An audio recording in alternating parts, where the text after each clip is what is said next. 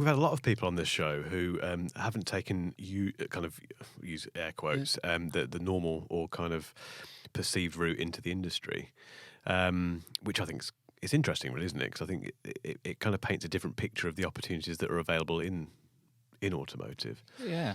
What would you say to people who are looking to get into the industry but are perhaps a little bit unsure if it's right for them?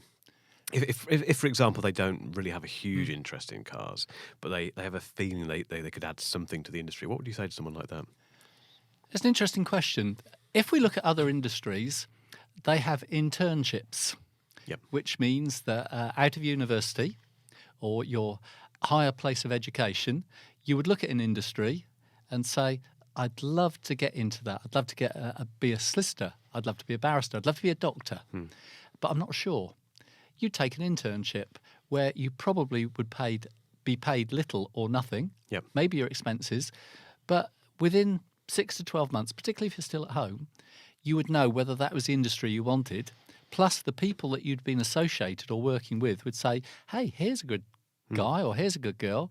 Let's offer them training. Let's offer them a future career. And I think that would encourage long-term relationships.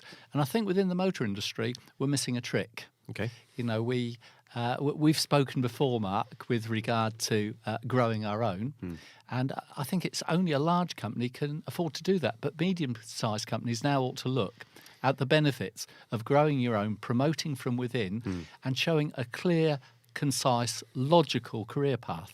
Is there a reason these businesses aren't growing from within and investing in their own teams, do you think? It's probably financial. Okay. You know, it's cost. At each stage, even our own industry, we look at an individual and what's the return on investment? Because it's a huge investment now. It's not only the cost of the salary, it's the cost, the national insurance. You're contributing towards pension. Most people want a sick benefit. And you're paying holidays, then there's the cars, then there's laptops, and it goes on. It's a huge investment, each individual.